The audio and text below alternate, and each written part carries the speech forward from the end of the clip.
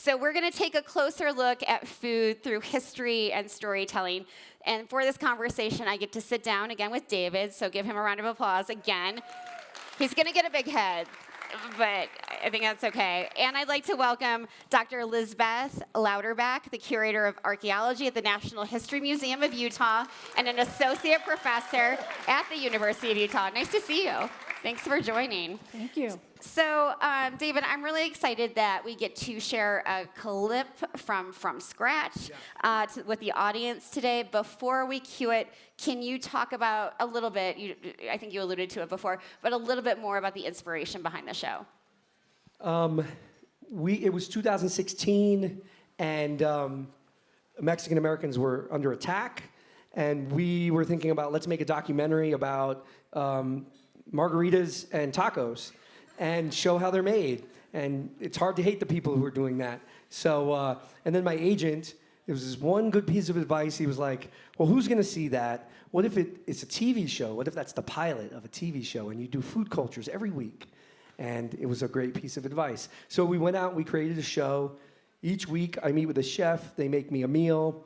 I spend a week trying to harvest all the ingredients, fishing, farming, foraging, and I come back and hopefully I've gotten everything and the chef can make a meal. Sometimes I fail and I bring back, instead of a trout, I bring back butternut squash and I'm like, here, what are you gonna do?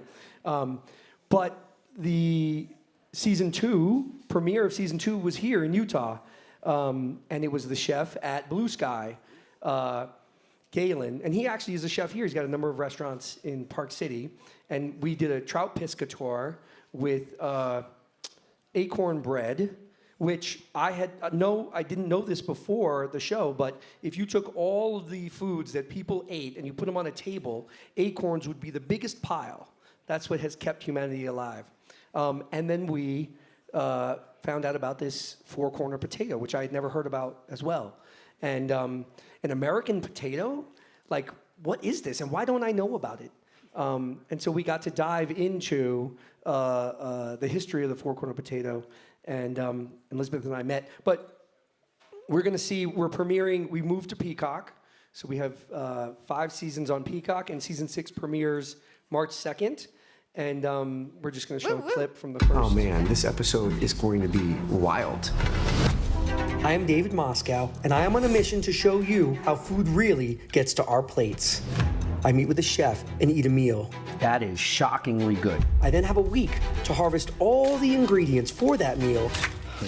How long does this take? To try and replicate the dish. 1 hour. 1 hour? Yes. From scratch.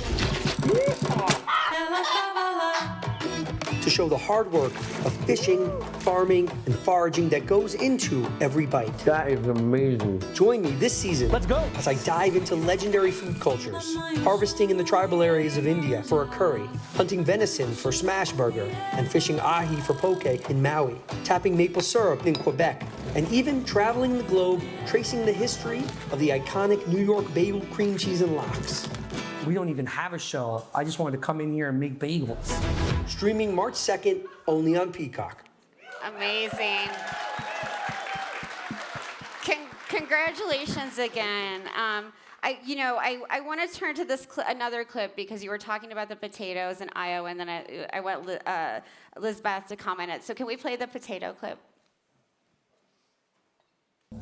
The Nebuchadnezzar means land of the people. My role in working with Lisbeth is to understand the complete history, the traditional knowledge tied to the native potato. So our younger generation know that this was our food. This is what we had since time immemorial. We call ourselves Nohokati Indine Bila Ishlai, which means the five-finger earth people. And they talk about our original ancestral agreements because it's the earth that gives us with food, water, and medicine, and that our role is to use our voice to protect it. I think most importantly, what I've been told from the elders is when you talk about traditional knowledge, you have to practice it. The Four Corners potato is like a superfood. The way we see it is as a medicine.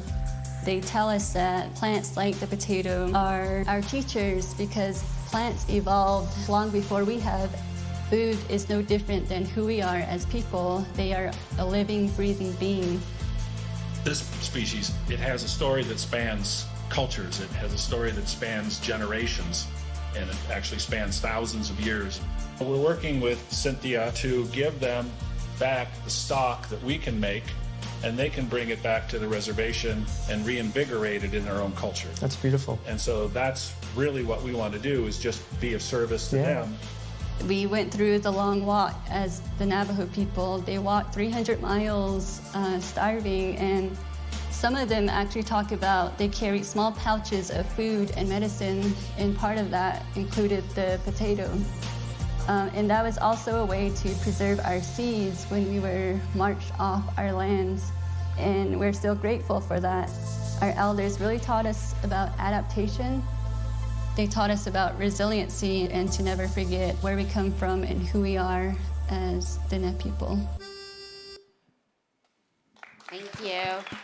And you'll get to try these amazing potatoes at the reception. So I'm wondering, Lisbeth, if you can comment on sort of the work that goes into being a historian of food, and also interacting with the indigenous cultures who have really been preserving these foods for centuries and not getting the credit that they deserve. Right. Well, I'm an archaeologist, and more specifically, I'm an archaeobotanist. So that means I look at plant remains from archaeological sites, because I'm very interested in past human diets and how and why they changed over time. And one thing that I am really working towards is combining Western science with traditional knowledge.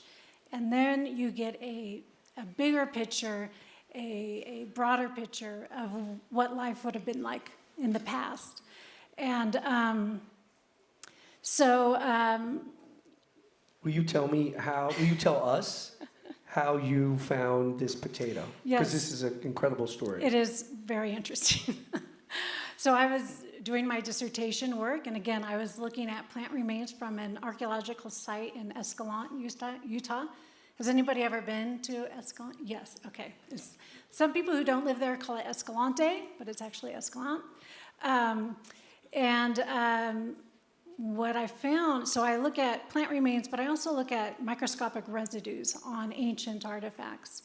And what I found looked like potato starch. I did not know why potato starch were on these ancient artifacts. And some of these are as old as 11,000 years ago. Why was potato starch on these artifacts? Well, it turns out Escalante Valley used to be called Potato Valley. And the indigenous groups that live around there today, and who used to live in Escalante, there's a lot of ethnographic literature on the use of the potato. So it's been known for a very long time, and a lot of the elders that we interviewed, that Cynthia interviewed for our project, knew about the potato or had memories of their grandparents growing the potato.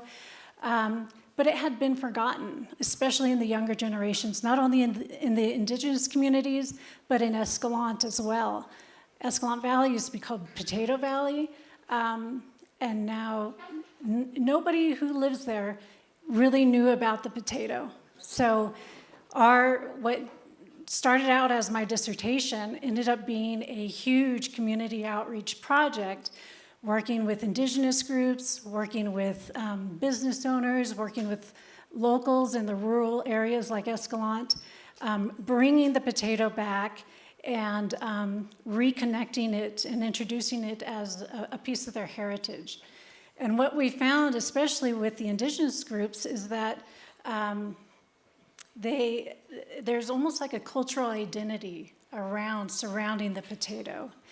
And we have a new publication that just came out that shows some of the potato populations growing in the Four Corners region were established from people in the past transporting that potato, moving it from one location to another. And those populations would not exist if the indigenous people in the past and today were not managing those populations, did not tend to them. So I'm very interested in reconnecting the past to the present. And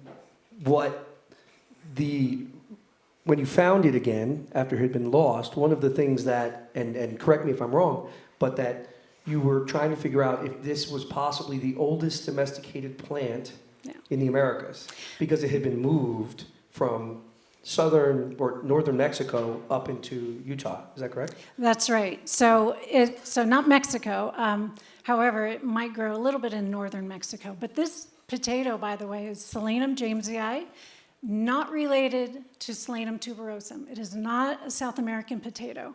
It is native to North America. There's only 2 species of Solanum in North America that produce tubers, and Solanum jamesii is one of them.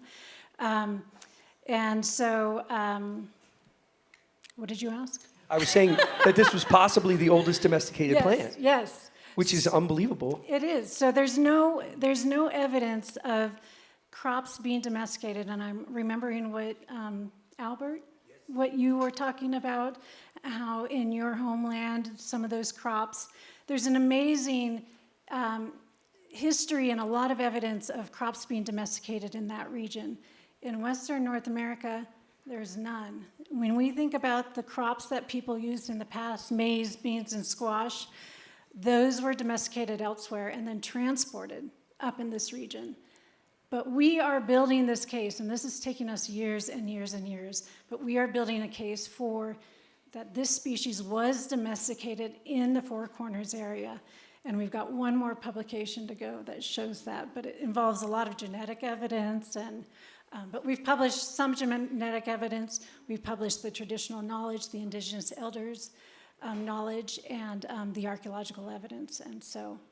But this would be the first crop to be domesticated in Western North America, which would put us on the map, finally. Such a great story of preserving both a wonderful piece of culinary history and agricultural history, but also the cultural history that is so important that the indigenous folks have brought. In the final few seconds that we have left, I'd love to hear, based on this story, a call to action from each of you for what this audience can take home, and why protecting and preserving indigenous culture and crops is so important. In a country that has a ton of Italian restaurants and Chinese restaurants, there's not many Native American restaurants, and that is super sad. So if you have the opportunity, you see it on the menu, order it. Order it, because the Dene, the Navajo, will be selling their product, and they'll be making money off of this amazing, people should know this like it's like the walnut, right? Like, this is an American potato, and it's so different. It's like this small, and it's nutty.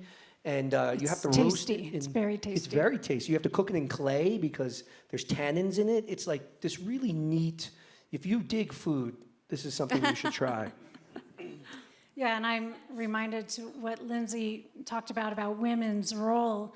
And when Cynthia did the elder interviews, what we found was the women she interviewed, the elders, had a very different knowledge about the potato than the male interviewees. And the women knew how to prepare the potatoes. They talked about the potato in the present tense, and they knew where it grew. Whereas the males talked about it in the past, and they didn't specifically know how to grow it. They certainly knew about it, but they didn't know how to process it. And so, I would say that's, I don't know, I lost my train of thought. But anyway, yes, women's knowledge and using and paying attention to the indigenous knowledge and how to grow these and working together on how best to grow them and maybe bringing it back is really important. Great points to end on. Thank you so much. Please give them both a round of applause. Thank you.